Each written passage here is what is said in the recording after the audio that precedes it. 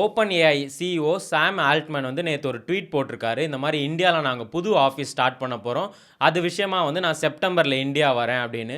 இப்போ ரீசெண்ட் டைம்ஸ்லலாம் பார்த்தோன்னா இந்த சாட் ஜிபிடி இந்தியாவே ரொம்ப டார்கெட் பண்ணுற மாதிரி இருக்குது. அவங்க எப்படியாவது இந்தியாவில் வந்து ஸ்ட்ராங் பேஸை ஒன்று உருவாக்கணும்னு பார்த்துட்டு இருக்காங்க. அதுக்கான வேலைகளையும் ஸ்டார்ட் பண்ணிட்டு வராங்க. அப்படி என்ன தான் இந்தியாவில் ஓப்பன் பண்ண போகிறாங்க, எதனால் அவங்க இந்தியாவை சூஸ் பண்ணுறாங்கன்ற மாதிரி இந்த வீடியோவில் பார்ப்போம். இந்த சாட் ஜிபிடி ஏஐ டூல் வந்தது எல்லாருக்குமே ஒரு வரப்பிரசாதம் மாதிரி இருந்தது. இவ்வளோ நாள் கூகுளில் தேடிட்டு இருந்ததெல்லாம் இப்போ நம்ம ஒரு ஈஸியாக ஒரு ஆப்குள்ளே தேடிட்டு இருக்கோம். சாட் ஜிபிடி வந்த உடனே ஃபஸ்ட்டு நம்ம கஷ்டமாக இருந்தது, என்னது இது அப்படின்ற மாதிரி இருந்தது.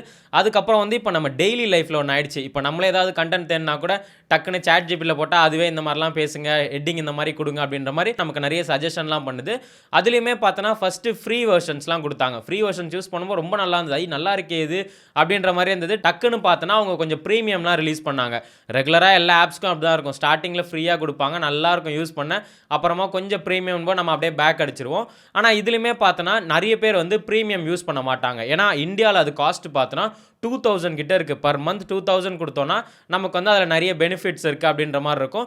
அதே ஃப்ரீ வெர்ஷன் யூஸ் பண்ணனா உங்களுக்கு லிமிடெட் எடிஷன்ஸ் தான் இருக்கும். நம்மளால் அந்த ஜிபிலி இமேஜ் எடிட் பண்ணுறதுக்கே ரொம்ப நேரம் ஆகும். அதே இந்த ப்ரோ வெர்ஷன்னா எல்லாரும் சூப்பராக ரிலீஸ் பண்ணிட்டு இருந்தாங்க. இப்போ ஃப்ரீ வெர்ஷன்னா ஒரு 4 ஃபோட்டோ தான் நம்மளால் ஜென்ரேட் பண்ண முடியும் ஒரு நாளைக்கு. அதே மாதிரி பிடிஎஃப்லாம் பண்ணோன்னா ஒரு 4 தான் காட்டும்.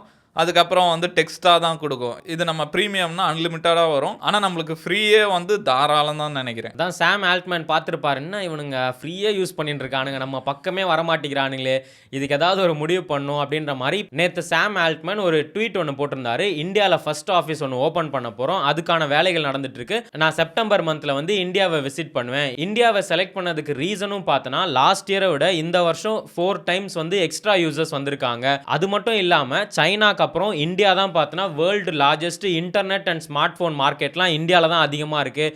அதனால் இந்தியா சூஸ் பண்ணனா எங்களுக்கு கொஞ்சம் பெனிஃபிட்டாக இருக்கும் அப்படின்ற மாதிரி அவர் பிளான் பண்ணி இப்போ இந்தியாவில் லான்ச் பண்ண போகிறாங்க. இந்தியாவிலையும் பார்த்தோன்னா எங்கே வருதுன்னா டெல்லியில் தான் லான்ச் பண்ண போகிறாங்க. இப்போ அதுக்கான வேலைகளும் ஸ்டார்ட் ஆயிருக்கு. எந்த அளவுக்கு பார்த்தோன்னா இப்போ இந்தியா டெல்லியில் இருக்க ஆஃபீஸ்க்கு ஹைரிங் போயிட்டுருக்கு. ஒரு 3 ரோலை வந்து அவங்க அஃபிஷியலாகவே ரிலீஸ் பண்ணியிருக்காங்க. இந்த ரோல்ஸ்க்குலாம் வந்து நாங்கள் இந்தியாவில் இன்டர்வியூ எடுக்கிறோம். லொக்கேஷன் பார்த்தோன்னா நியூ டெல்லி அப்படின்னு போட்டிருக்காங்க.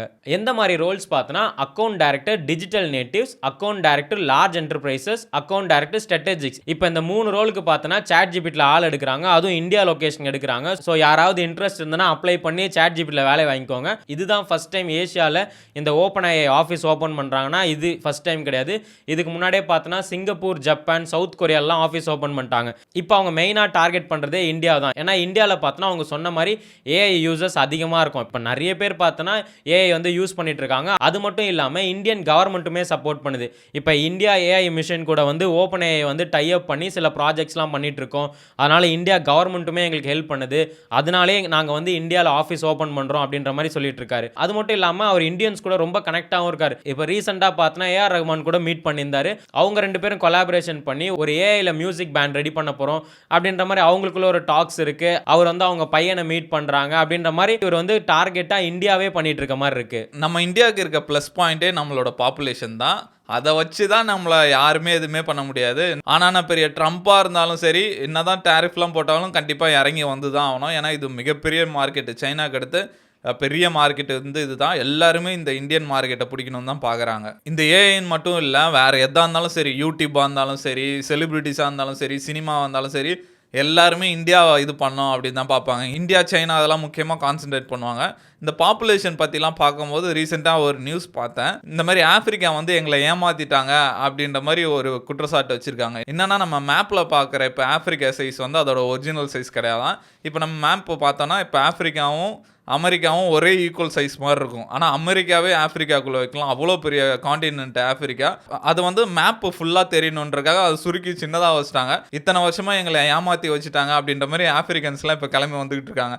மேப்போட சைஸை மாற்றணும், எங்களுக்கு ஒரிஜினல் சைஸை கொடுங்க அப்படின்ற மாதிரி கேட்டுட்டு இருக்கானுங்க. சாம் ஆல்ட்மேன் இந்தியாவிலே ஆஃபீஸை கொண்டு வர ட்ரை பண்ணாரு. ஆனாலும் இவனுங்க வந்து இந்த ஃப்ரீ வெர்ஷன் தான் யூஸ் பண்ணுறானுங்க. ப்ரோ வெர்ஷனுக்கு எவனும் போக மாட்டேங்கிறான். ஏன்னா ப்ரோ வெர்ஷன் பார்த்தோன்னா 1999 rupees.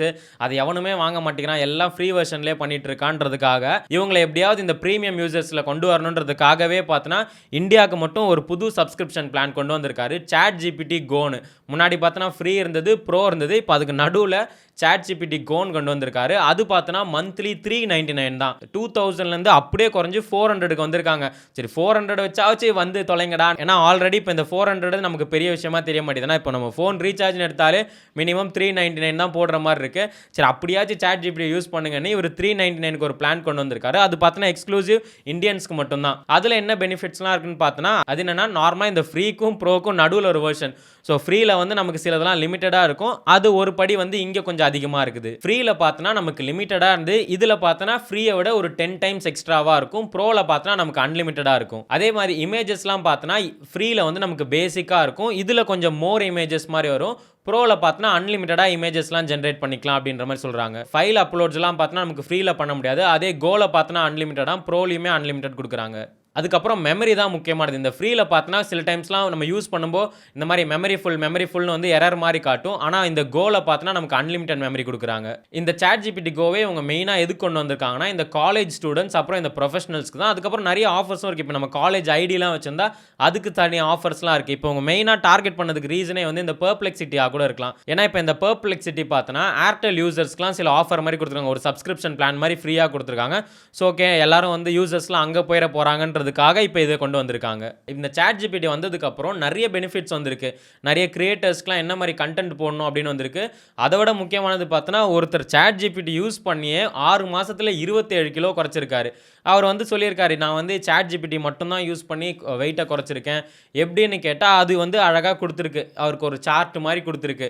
அதை நான் பண்ண சொன்னதே வந்து என்னை மூவ் பண்ணிக்கிட்டே இருங்க அப்படின்னு மட்டும்தான் சொல்லிச்சு. என்னோட டீட்டெயில்ஸ்லாம் நான் கொடுத்தேன்.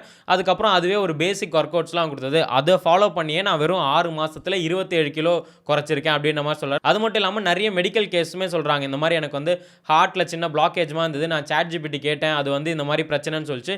நான் போய் டாக்டரை செக் பண்ணப்போ அதே பிரச்சனை தான் அவங்களும் சொன்னாங்க. நல்ல வேளை சாட் ஜிபிடி கேட்டனால முன்னாடியே அது எனக்கு கண்டுபிடிச்சி சொல்லிச்சு அப்படின்ற மாதிரி இந்த சாட் ஜிபிடியால் பெனிஃபிட் அடைஞ்சவங்களும் நிறைய பேர் இருக்காங்க. ஆனால் நம்ம வந்து சாட் ஜிபிடியே நம்பிட்டு இருக்கக்கூடாதுன்னு தான் சொல்கிறாங்க. ஆனால் சாட் ஜிபிடியே நீங்கள் முழுசாக நம்பாதீங்கன்னு சாம் ஆல்ட்மேனே கூட சொல்லியிருக்காங்க. ஏன்னா நீங்கள் சாட் ஜிபிடியில் சர்ச் பண்ணும்போதே போடு இந்த மாதிரி இம்பார்ட்டன்ட் டீட்டெயில்ஸ்லாம் இதில் சர்ச் பண்ணாதீங்க, இன்னொரு வாட்டியும் செக் பண்ணிக்கோங்க, ஏன்னா இது கூட மிஸ்டேக்ஸ் பண்ணோம் அப்படின்னு. சம்டைம்ஸ் நம்ம சர்ச் பண்ணிகிட்டே இருக்கும்போது அது எங்கேருந்தோ டேட்டா கொடுத்துரும். நம்ம கேட்போம் இது நீ எங்கேருந்து எடுத்துகிட்டு வந்தேன்னா நான் வெளியிலேருந்து எடுத்துகிட்டு வந்தேன், ஐயோ அது தப்பான இன்ஃபர்மேஷனா, ஓ அப்பாலஜிஸ் அப்படின்னு. சம்டைம்ஸ் அதுவுமே தப்பு பண்ணுறதுக்கு சான்ஸ் இருக்குது. அதனால் ஓகே இதுதான் நம்ம புது ஃப்ரெண்டு இதுக்கு சொல்கிறதே பண்ணுறோம் அப்படின்னு பண்ணாமல் அட்லீஸ்ட் நம்ம வந்து ஒரு டபுள் சோர்ஸ் ஒன்று பண்ணுறது வந்து நல்லது தான். கண்டிப்பாக சாட் ஜிபிடி ஒர்த்து தான். நம்ம இருக்க டைமில் வந்து இந்த சாட் ஜிபிடிலாம் வந்தது பெரிய விஷயம் தான் நினைக்கிறேன். ஏன்னா ஒரு காலத்துலலாம் வந்து ராஜாங்களுக்கும் மக்களுக்கும் என்ன வித்தியாசம்னா மக்கள்கிட்ட வந்து இன்ஃபர்மேஷன்லாம் அவ்வளோவா கிடைக்காது. ராஜாங்க தான் அந்த இன்ஃபர்மேஷன்லாம் வச்சுருப்பாங்க. இப்போ வந்து எல்லாருக்கிட்டையும் இன்ஃபர்மேஷன் இருக்குது. ஆனால் இப்போ இருக்க பிரச்சனை என்னென்னா டிஸ்ட்ராக்ஷன் இருக்குது. இப்போ உனக்கு தெரியும் என்ன நான் பண்ணோன்ட்டு, ஆனால் உன்னால் பண்ண முடியாது. சினிமா, ஸ்போர்ட்ஸ் அது இதுன்னு வச்சு நம்மளை டிஸ்ட்ராக்ட் பண்ணிட்டே இருப்பாங்க. இப்போ சாட் ஜிபிடிலாம் கண்டிப்பாக செம்ம யூஸ்ஃபுல் தான். இப்போ சாம் ஆல்ட்மேன், எலான் மஸ்க் அவங்களே சொல்கிறாங்க டாக்டர்ஸோட சாட் ஜிபிடி ரொம்ப பக்காவாக இருக்குது. இப்போ பிஹெச்டி பண்ணவங்களோட இந்த சாட் ஜிபிடிலாம் ரொம்ப ஸ்மார்ட்டாக ஆன்சர் சொல்லுது அப்படின்ற மாதிரி சொல்கிறாங்க. அது என்னமோ உண்மை தான் நினைக்கிறேன். நம்ம என்ன வேணுமோ அதை பார்க்கலாம். இப்போ நம்மளுக்கு முடி கொட்டுதா என்ன பிரச்சனை அப்படின்ற மாதிரி அதுக்கிட்ட கேட்டு செம்மையாக கண்டுபிடிக்கலாம். இப்போ எனக்கு முடி கொட்டுதா இல்லையான்ட்டு அதுக்கிட்ட கேட்டால் சொல்லும் எப்படி இப்படிலாம் கண்டுபிடிக்கணும். ஃபஸ்ட்டு மிரர் டெஸ்ட் இருக்குது, அப்புறம் கையை வச்சு லைட்டாக ஜென்டலாக பிடிங்கி பாரு, எத்தனை முடி வருது பாரு, 5னா அவள் தான் உனக்கு முடி கொட்டுது, அந்த மாதிரிலாம் செம்மையாக சொல்லுது. அந்த மாதிரி நம்ம என்ன வேணால் கேட்கலாம். இது வரைக்கும் நம்ம தப்பாகவே ஒரு விஷயம் ஃபாலோ பண்ணிட்டு இருந்திருப்போம், அதெல்லாம் வந்து நம்ம கரெக்ட் பண்ணிக்கலாம். செம்ம யூஸ்ஃபுல் தான் நினைக்கிறேன் இந்த சாட் ஜிபிடிலாம். இப்போ ஓப்பன்ஏஐ இந்தியாவில் ஒரு ஆஃபீஸ் ஓப்பன் பண்ணுறது இந்தியன்ஸ்க்குமே நல்லது தான். நிறைய பேருக்கு அங்கே வேலை கிடைக்கிறதுக்கும் வாய்ப்பு இருக்குது. இப்போ ரோல்ஸ்லாம் போட்டாங்க. அவர் அடுத்த மாதம் வந்து பாப்பார் போல் எங்கே ஆஃபீஸ் ஓப்பன் பண்ணலாம், என்ன மாதிரி பண்ணலான்னு. அதுக்கப்புறம் வந்து அஃபிஷியலாக ஒரு லோக்கல் டீம் வேணும்னு தான் அவர் எதிர்பார்க்குறாரு. எனக்கு இந்தியாவில் ஒரு லோக்கல் டீம் வேணும், அதுக்காக தான் நான் இந்தியாவில் ஆஃபீஸ் ஓப்பன் பண்ணுறேன்னு அவர் சொல்கிற மாதிரியே இந்தியாவில் நிறைய பேர் வேலை கிடைச்சதுன்னா அது நமக்கு ஒரு பெனிஃபிட்டாக தான் இருக்கும். இந்தியாவை பற்றி நம்மளுக்கு தெரியும். இந்தியா வந்து ஒரு மிகப்பெரிய கன்சியூமர் மார்க்கெட்டு. எல்லா கம்பெனிஸும் இங்கே வரதான் பார்க்குறாங்க. அதே மாதிரி எல்லா கம்பெனிஸோட சிஇஓஸும் இந்தியன்ஸாக தான் இருப்பாங்க. ஆனால் இந்தியாவில் வந்து ஒரு பெரிய ஸ்டார்ட் அப்போ ஒரு பெரிய கம்பெனியோ அந்த மாதிரி நம்மக்கிட்ட இல்லை. நம்மக்கிட்ட இருக்கிறதெல்லாம் இந்த ரிலையன்ஸு, அதானி அந்த மாதிரி தான். ஜெஃப் பெசோஸ் கிட்ட கேட்டாங்க எப்படி அமெரிக்காவில் மட்டும் அவ்வளோ பில்லியனர்ஸ் இருக்காங்க அப்படின்ற மாதிரி கேட்டாங்க. அவர் சூப்பராக சொன்னார். அமெரிக்காவில் என்ன ஒரு ப்ளஸ் பாயிண்ட்னா அங்கே பயங்கரமாக ரிஸ்க் எடுப்பாங்களாம். இப்போ நான் ஒரு ஐடியா வச்சுருக்கேன், அது ஒர்க் அவுட் ஆக 10% தான் சான்ஸ் இருக்குது அப்படின்னா கூட அவங்களால ஃபண்டு கிடச்சிருமா அவங்களுக்கு அமெரிக்காலலாம். இங்கெல்லாம் வந்து தலைகீழ நின்று தண்ணி குடித்தாலும் ஃபண்டு அவ்வளோ கஷ்டப்படுறாங்க ஃபண்டெலாம் ரைஸ் பண்ணுறதுக்கு. அதே மாதிரி நிறைய ஸ்டார்ட் அப்ஸ் வந்து ஒரு 80% ஸ்டார்ட் அப்ஸ் வந்து இங்கே ஃபெயில் ஆகிடுது. காசு இல்லாமல் ஏதோ ஒரு பிரச்சனைனால போயிடுறாங்க. ஆனால் அமெரிக்காவில் வந்து பயங்கரமாக ரிஸ்க் எடுக்கிறாங்க. ரிஸ்க் எடுத்து அவங்க எப்படியா பண்ணிடுறாங்க. அதனால தான் அங்கே அவ்வளோ ஸ்டார்ட் அப்ஸ்லாம் உருவாயிட்டு இருக்கு அப்படின்ற மாதிரி சொன்னாங்க. அது செம்ம இன்ட்ரெஸ்ட்டாக இருந்தது கேட்க. அது என்னமோ உண்மைதான் போல இருக்குது. இப்போ இந்த கவர்மெண்ட் ஸ்டார்ட் அப் சப்மிட்லாம் நடத்துவாங்க. அதில் நிறைய பேர் வந்து நிறைய ஐடியாஸ்லாம் சொல்லுவாங்க. டிஃப்ரெண்ட்டாக இருக்கும் கேட்குறதுக்கு. ஆஹா நல்லா இருக்கே, இதெல்லாம் பண்ணனா நமக்கு நல்லா பெனிஃபிட்டாக இருக்குமேன்னு பார்ப்போம். ஆனால் அது பார்த்தோன்னா வெறும் ஸ்டார்ட் அப் ஐடியாவாக மட்டும்தான் இருக்கும். அது எங்கேயுமே செயல்படுத்தி நம்ம பார்க்க மாட்டோம். நிறைய படத்துலலாம் சொல்லுவாங்க இந்த மாதிரி என்கிட்ட ஒரு ஸ்டார்ட் அப் ஐடியா இருக்குன்னு. பேங்க்குக்கு போனால் அவங்க சொல்லுவாங்க, அந்த ஃபைல் பார்த்தியா அதில் நிறைய ஸ்டார்ட் அப் ஐடியா இருக்குது, அதுக்கெலாம் லோன் கொடுக்க முடியாது அப்படின்லாம் சொல்லுவாங்க. மேபி அவங்களுக்கு அந்த ஃபண்டு கரெக்டாக அரேஞ்ச் பண்ண மாட்டேங்குதுன்னு அவங்களே ஒரு கட்டத்தில் விட்டுட்டு போயிடுவாங்க போல் அந்த ஐடியாவை. நீங்கள் இந்த ஓப்பன் ஏஐ இந்தியாவில் ஆஃபீஸ் ஓப்பன் பண்ணுறதை பற்றி என்ன நினைக்கிறீங்க? நீங்கள் சாட் ஜிபிடியோட ஃப்ரீ யூசர்ஸா இல்லை ப்ரோ யூசர்ஸான்னு கமெண்ட்டில் சொல்லுங்கள்.